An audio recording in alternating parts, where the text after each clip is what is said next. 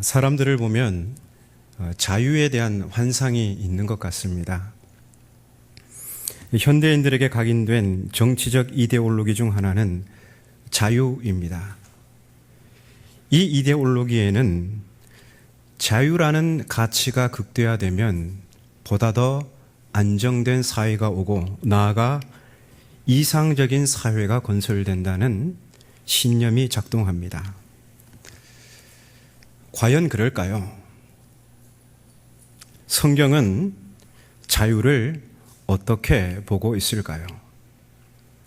성경의 처음 3장을 보면 하나님께서 천지와 만물을 창조하시고 그 가운데 인간을 두시며 선악을 알게 하는 나무의 열매를 제외한 모든 것을 허용하는 자유를 주셨습니다. 하나님께서 인간에게 주신 자유의 범위가 매우 넓죠. 하지만 이런 폭넓은 자유에도 선악을 알게 하는 나무의 열매는 먹지 말라라는 강제력 혹은 억제력이 포함되어 있습니다. 이를 통해 보건대 인간은 애초부터 자율적인 존재가 아니라는 게 성경의 입장입니다. 인간은 그를 지으신 창조주께서 허용하신 자유를 누릴 권리가 있지만 동시에 하나님의 계명에 의해 통제되고 다스림받아야 할 존재입니다. 만일 인간이 나는 순도 100%의 자유를 누리리라 선언하고 하나님의 다스림을 거부하게 되면 그가 참 자유를 누릴 수 있을까요? 창세기 3장의 아담과 하와 이야기는 그것이 어림도 없는 생각이라고 선명하게 보여주고 있습니다. 하나님의 통제와 다스림을 거부한 아담과 하와는 곧바로 죄의 세력을 상징하는 뱀에게 휘둘리고 그 세력에 종속되는 신분으로 전락하고 맙니다. 인간은 애초부터 자율적인 존재가 아닙니다. 인간은 인간보다 훨씬 더 큰 우주적 세력, 곧 하나님 또는 죄의 지배 아래에서 살아갑니다. 제3의 세력은 없습니다. 인간은 이 둘 중 어느 하나를 하나님으로 섬길 뿐입니다. 한 다리는 하나님, 한 다리는 세상, 이렇게 양다리를 걸치고 살아가는 사람들이 있다고 하지만 실상은 두 주인을 섬길 수는 없습니다. 우리는 모두 둘 중 어느 하나를 섬기고 살아갈 뿐입니다. 복음을 듣기 전 갈라디아 신자들은 세상의 초보적인 원리, 이 갈라디아서에서는요 초등학문이라고 그러죠. 이 세상의 초보적인 원리에 종속된 채 살아가고 있었습니다. 우리 갈라디아서 4장 8절 9절인데요. 4장 8절 9절 함께 읽어보겠습니다. 시작. 그러나 너희가 그때에는 하나님을 알지 못하여 본질상 하나님이 아닌 자들에게 종노릇하였더니 이제는 너희가 하나님을 알 뿐 아니라 더욱이 하나님이 아신 바 되었거늘 어찌하여 다시 약하고 천박한 초등학문으로 돌아가서 다시 그들에게 종노릇하려 하느냐. 갈라디아 신자들은요 예수 믿기 전에, 그러니까 하나님을 모를 때에는 하나님이 아닌 것들을 섬기며 살아갔어요. 그런데 이제는 하나님을 알 뿐 아니라 그들이 하나님께 알려지게 되었어요. 이 말은 뭐냐면 하나님을 알고부터 이제는 예전에 섬기던 그런 것들이 더 이상 종이 아닌 그런 것들로부터 자유로운 신분을 가지게 되었대요. 그런데 바울의 안타까움은 이거예요.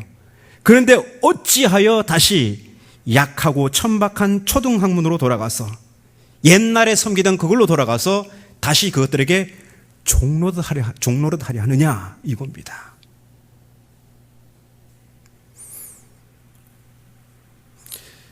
그런데 바울이 세상의 초보적인 원리의 특징을 이렇게 얘기해요. 약하고 천박하다.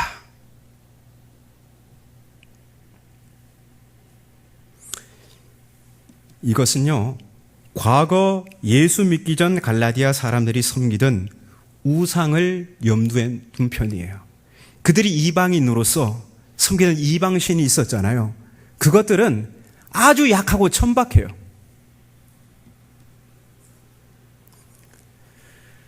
그런데 다시 이 이야기를 끄집어내서 예수 믿고 있는 갈라디아 신자들에게 이 이야기를 하는 거예요.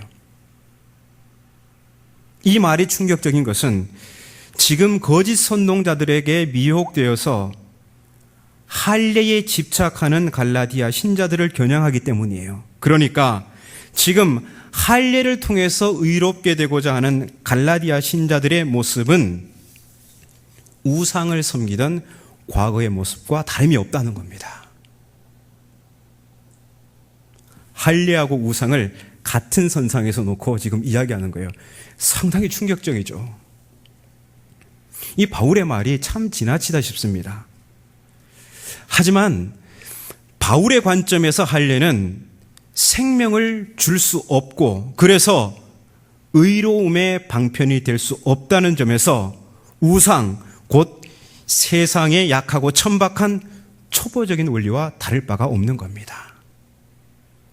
그러니까 과거 우상을 섬기던 갈라디아인의 모습이나 지금 할례를 통해 의롭게 되고자 하는 갈라디아 신자들의 모습은 생명을 줄 수 없는 약하고 천박한 세상의 초보적인 원리에 종노릇하는 것뿐입니다. 바울의 해석이 참 놀랍지 않습니까? 유대인이 들으면 끔찍한 이야기예요. 그래서 이 바울은요, 21절에서, 오늘 본문 21절에서 갈라디아 신자들을 가리켜서 율법 아래에 있고자 하는 자들아, 이렇게 이야기합니다. 여기서 율법이란 좀 더 구체적으로 율법의 도덕적 지침들이 아니라 율법의 근간을 둔 할례, 이것을 지금 꼬집어서 이야기하는 겁니다. 이 할례는 뭡니까? 정말 이웃을 사랑하고 다른 사람을 존중하고 이런 도덕적 지침이 아니라 이 할례는 그 사람이 유대인이냐 아니냐, 그 유대인의 정체성을 뚜렷하게 해주는 거예요. 바로 갈라디아 신자들이 지금 이 할례에 집착하며 율법 아래에서 율법의 종이 되고자 하는 겁니다. 율법 전체로 확대해서 보더라도 다를 것은 없습니다. 어차피 율법은 생명을 주는 수단으로 주어진 것이 아니기 때문입니다. 이렇듯 갈라디아 신자들은 그들에게 생명을 주는 성령을 내팽개치고 결코 생명을 부여할 수 없는 율법 혹은 할례로 대표되는 율법의 행위들에 집착하고 있습니다. 그래서 바울이 3장 3절에서 탄식하는 겁니다. 너희가 이같이 어리석으냐? 성령으로 시작하였다가 육체로 마치겠느냐? 이 육체가 할례예요. 성령으로 믿음의 다름질을 시작했어요. 바울은요, 우리 그리스도인의 신앙의 여정을 달리기로 자주 비유해요. 이 달리기는 뭐냐면 저 종착점이 있는 거예요. 이 시작이 끝난 게 아니에요. 성령으로 시작했어요. 그러면 저 종착점에 뭘로 골인을 해야 됩니까? 성령으로 골인해야 돼요. 근데 지금 갈라디아 신자들은 성령으로 시작했다가 뭐로 끝내겠다는 거예요? 육체로, 이 할례로. 내가 할례 받았어, 내가. 나도 이제 유대인이야. 그래서 나는 구원받을 거야.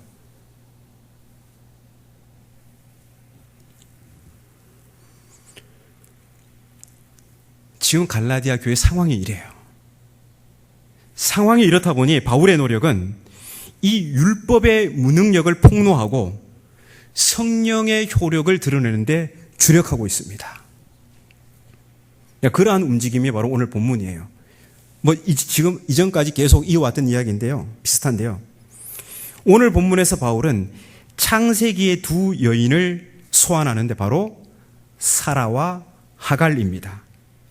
사라는 아브라함의 아내이고 하갈은 사라의 여종입니다. 하나님은 아브라함에게 아들을 주시겠다고 약속하셨죠. 그런데 사라에게 아이가 생기지 않습니다. 그래서 사라는 그의 여종을 아브라함에게 주어서 인간적인 방식으로 후사를 얻습니다. 오늘 본문 23절, 이 23절은 여종 하갈에게서 태어난 아이가 육체를 따라 낳았다고 하는데요. 이 말의 의미는 그냥 인간적인 방식으로 태어났다는 말입니다. 반면 노년의 사라도 아들을 낳습니다. 그런데 사라가 낳은 이삭은 인간적인 방식이 아닌 하나님의 약속의 결과입니다. 아브라함과 사라의 생식 기능이 완전히 죽은 상태에서 하나님의 약속을 따라 곧 하나님이 손을 대서 낳은 아들이 바로 이삭이에요. 지난번에 제가 말씀드렸죠. 약속을 따라 태어났다는 것은 하나님께서 손을 대서 손을 써서 생명을 창조하시는 하나님의 능력을 발휘해서 낳은 아들이 바로 이삭이라는 거예요.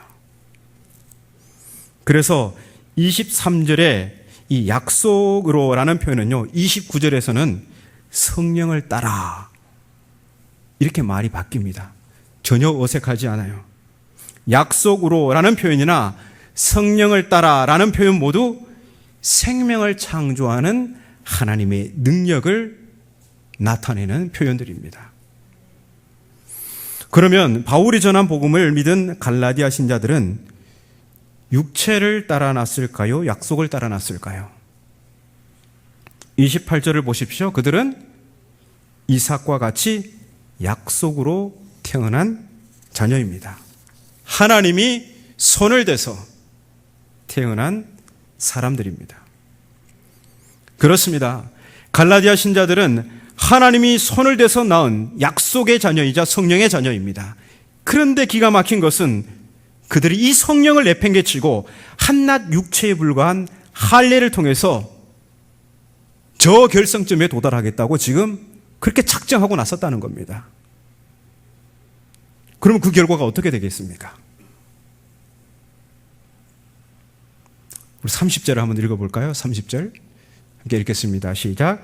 그러나 성령이 무엇을 말하느냐? 여종과 그 아들을 내쫓으라. 여종의 아들이 자유 있는 여자의 아들과 더불어 유업을 얻지 못하리라 하였느니라. 아멘. 바울은 매우 섬뜩한 말을 해요. 할례와 같은 율법의 행위들은 생명을 줄 수 없다는 점에서 한낱 육체에 불과하고 무기력한 인간적인 방식일 뿐입니다. 그런데 지금 갈라디아 신자들이 그것을 고집하면 그 결과 어떻게 된다는 겁니까?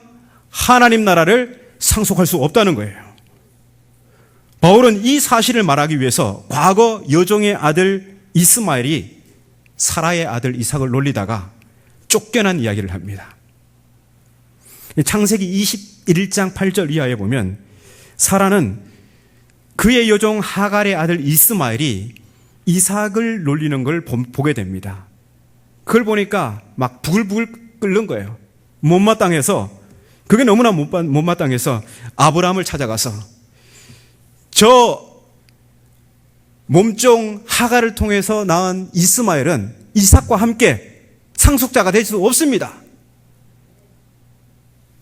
그저 아브라함이 근심을 합니다. 왜냐하면 이 이스마엘도 자기 아들 아니에요. 고민이 돼서 막 이렇게 있는데 하나님께서 오셔서 아브라함아, 이삭에게서 난 자라야 내 씨가 된다. 그러니까 사라의 말을 들으라. 어쩔 수 없이 그래서 아브라함이 이 하갈과 그 이스마엘을 내쫓습니다. 와, 참 이 인간적으로 보면 참 가슴 아픈 일이죠.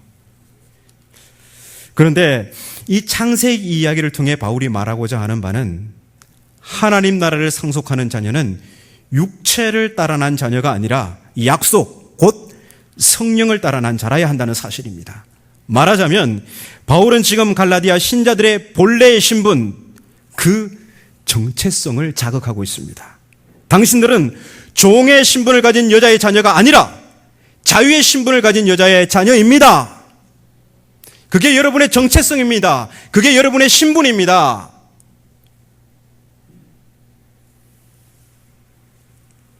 그래서 바울은 5장 1절에서 다음과 같은 결론을 내리죠. 함께 읽어볼까요? 5장 1절을 시작. 그리스도께서 우리를 자유롭게 하려고 자유를 주셨으니 그러므로 굳건하게 서서 다시는 종의 멍에를 매지 말라. 아멘. 바울은 여기서 그리스도께서 십자가 사건을 통해서 자유를 주셨다고 합니다. 자유를 주신 이유가 자유롭게 하려고입니다. 자, 이 문장은 참 이해하기가 어렵습니다. 자유를 주신 이유가 자유롭게 하려고. 근데 여기서 자유롭게 하려고 라는 말은요, 하나님 나라를 상속하게 하려고 라는 말입니다. 하나님 나라를 상속하게 하려고 그리스도께서 갈라디아 신자들에게 그리고 우리에게 자유를 주셨다는 겁니다. 바울이 오늘 본문에서 종 그리고 자유인이라는 이 이분법을 말하는 이유는 이 둘 중 누가 하나님 나라를 상속하느냐에 초점이 맞춰져 있어요. 종이 하나님 나라를 상속하느냐, 자유인이 하나님 나라를 상속하느냐. 누가 상속합니까? 당연히 자유롭게 된 자가 하나님 나라를 상속하는 거죠. 그래서 중요한 것은 그리스도를 통해 주어진 이 자유의 신분을 잘 유지하라는 겁니다. 바울은 갈라디아 신자들이 이 자유의 신분을 잘 유지하도록 곧바로 두 가지 권면을 덧붙이죠. 먼저 굳건하게 서라.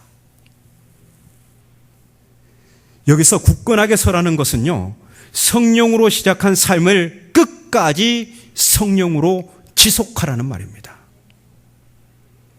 3장 3절에서 갈라디아 신자들을 향한 바울의 탄식은 그들이 성령으로 시작하였다가 육체, 곧 할례를 통해 율법의 종이 되기를 자처하고 있는 겁니다. 자유로운 신분을 가진 사람은 믿음을 통해 받은 성령으로 시종일관 의의 소망, 곧 영생을 기다리는 사람입니다. 도중에 할례와 같은 육체로 돌아서는 것은 다시금 율법의 저주 아래에 떨어져서 종의 신분으로 전락하는 어리석은 짓이죠.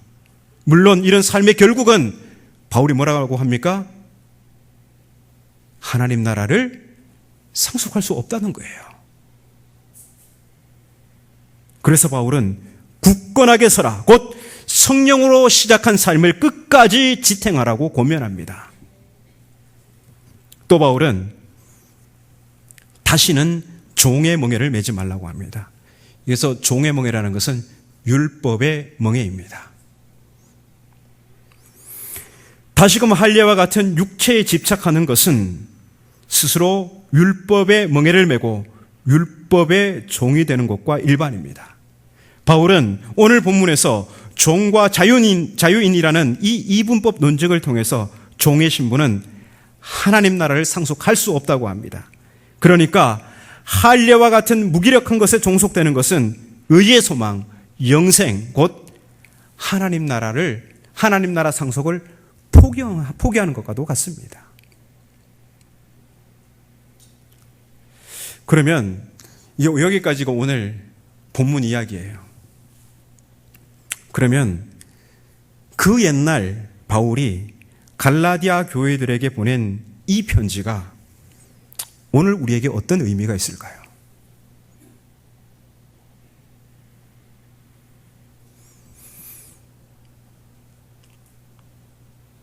그게 중요하잖아요, 우리에게.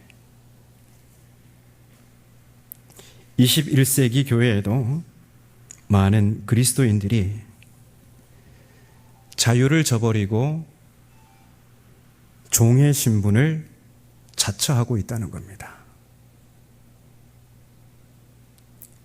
2000년 전이나 지금이나 사람들이 살아가는 겉모양이 달라졌을 뿐이지 실제로 그 사람들이 살아가는 본질적인 삶의 모습들은 다르지 않습니다.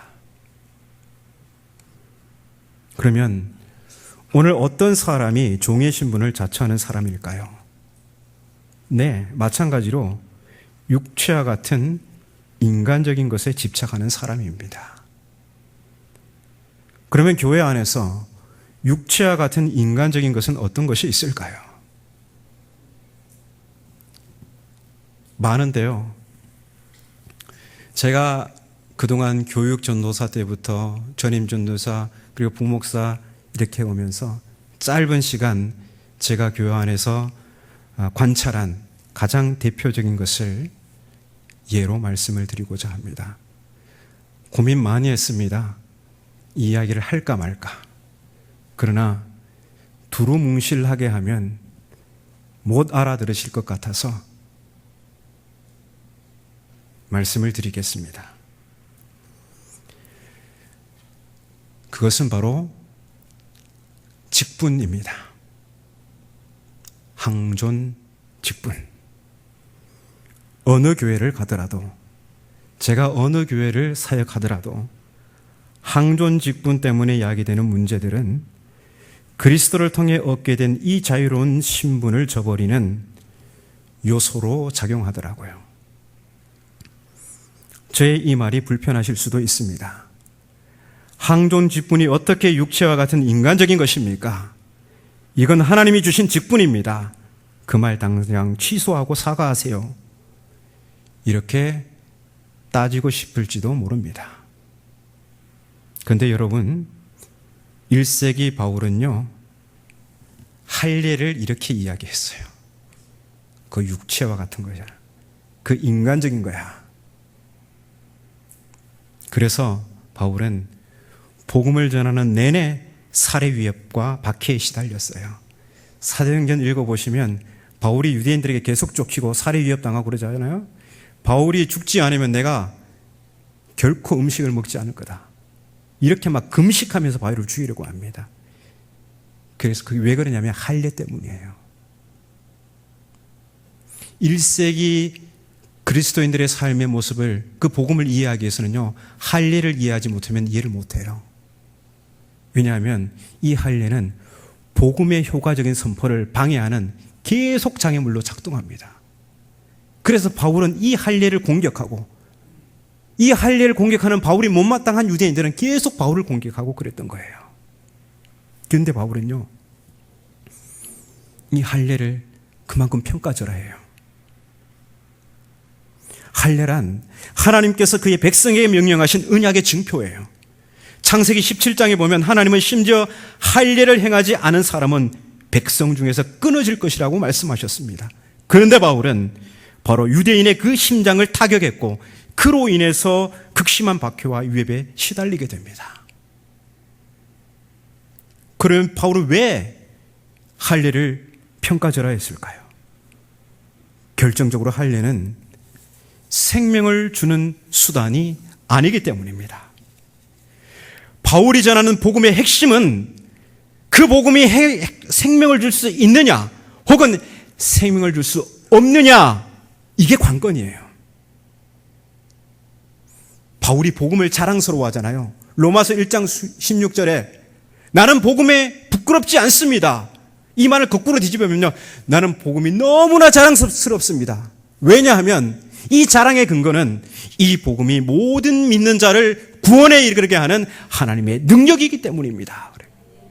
바울에게 있어서 복음은 능력이 있느냐 능력이 없느냐, 힘이 세냐 힘이 없느냐, 이게 관건이에요.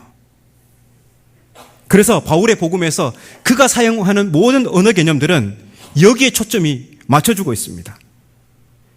믿음은 생명을 주지만 할례와 같은 율법의 행위들은 생명을 줄 수 없어요. 그래서 율법의 행위들이 아니라 예수 그리스도를 믿음으로 의롭게 된다. 이렇게 이야기하는 거죠.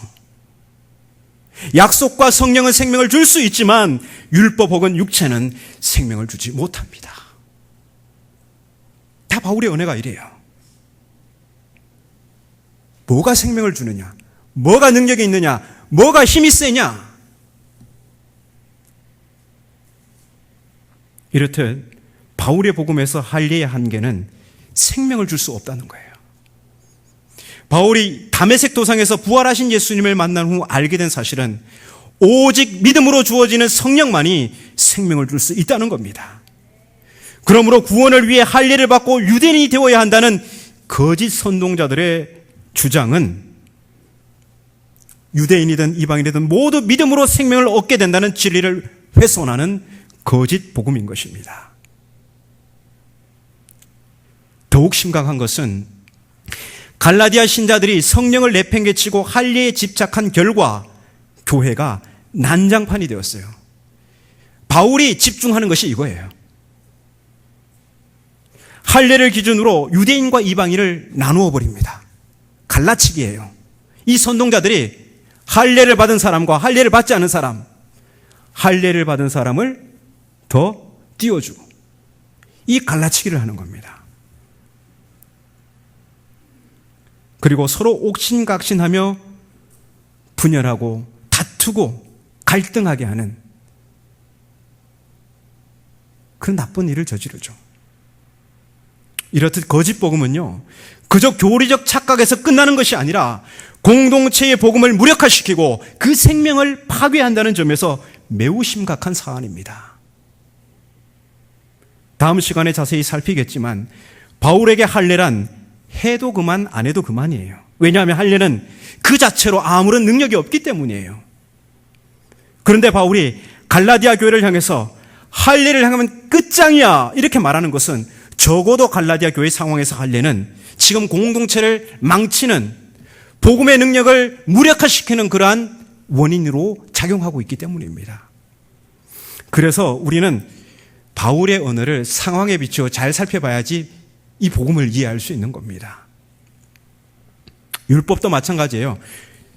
제가 설교할 때 율법에 대한 부정적인 이야기 많이 했잖아요. 바울이 율법은 생명도 줄 수 없고 율법은 우리를 오히려 죄 아래 가두게 하고 우리가 죄인임을 깨닫게 하고 막 율법을 몰아세우지만 로마서 7장에 보세요. 율법은 선하고 거룩하고 의롭다 그래요.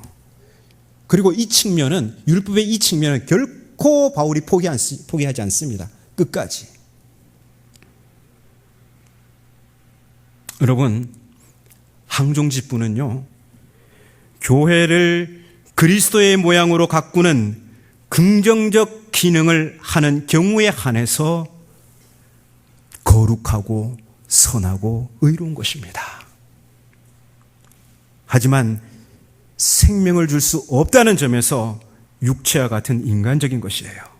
나아가 항존 직분을 받고 그게 무슨 계급장이나 되는 것처럼 성도들 앞에서 주장하는 자세를 취하면 그것은 공동체의 소란을 가져오는 해로운 것입니다. 만약 바울이 오늘 이 시대에 있다면 절대 직분 받지 마 이렇게 말했을 거예요. 그만큼 충격적인 겁니다. 마치 1세기 갈라디아 교회의 할례처럼 말입니다. 또한 항존 직분을 받고서 그에 상응하는 헌신을 이런저런 이유로 하지 않는 것도 크나큰 문제입니다. 직분은 하나님께 받은 은혜가 너무나 커서 보답하겠다고 헌신을 작정하며 받는 겁니다. 내 삶을 하나님께 드리겠다고 내가 하나님을 위해서 온전히 섬기고도 번제처럼 나는 죄만 남겠습니다. 여러분, 번제 다 태우고 나서 남는 게 뭡니까? 한 줌의 죄예요. 우리가 하나님 앞에 충성 봉사하는 것, 무엇을 바라고 하는 것 아닙니다. 하나님, 이 헌신을 향기롭게 받아주십시오. 그리고 그 헌신의 결과 나는 죄만 남는 거. 그게 우리가 직분을 받고 충성하는 신자들의 태도입니다. 나는 죄만 남겠습니다. 하나님만 영광 받아주십시오.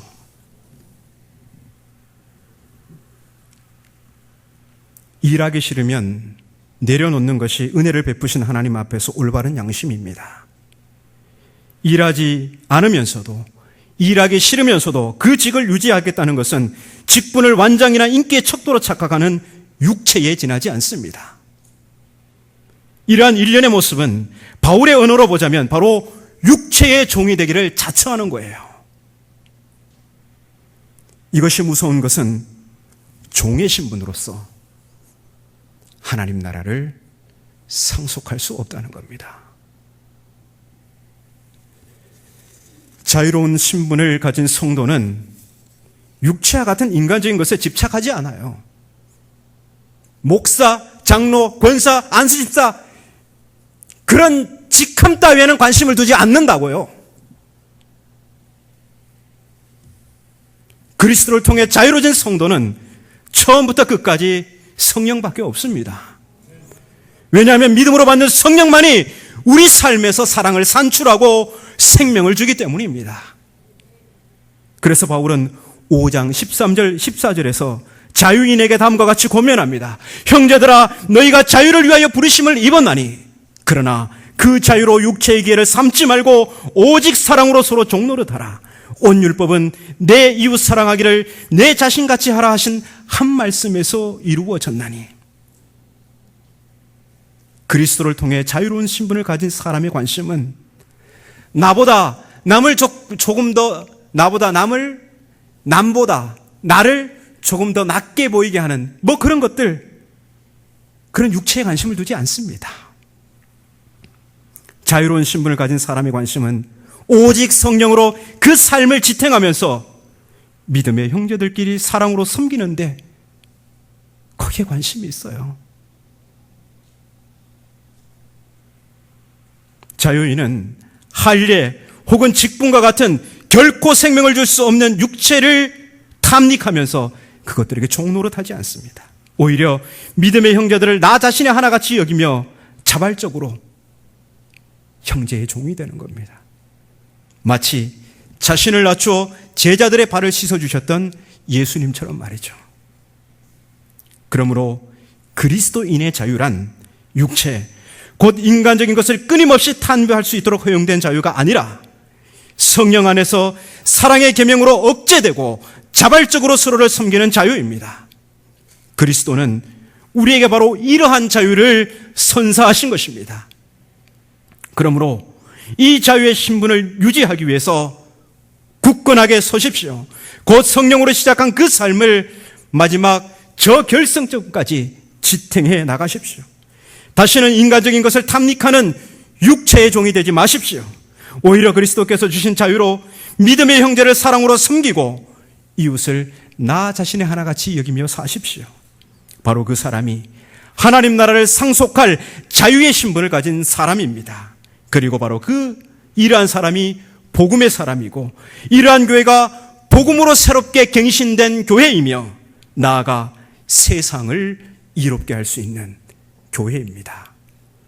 복음으로 교회를 새롭게, 세상을 이롭게, 그저 구호가 아닌 육체적 탐닉에서 벗어나 오직 성령으로 시작한 이 삶을 저 마지막 결승점까지 지탱해 나가는 우리 모두가 되시기를 바랍니다.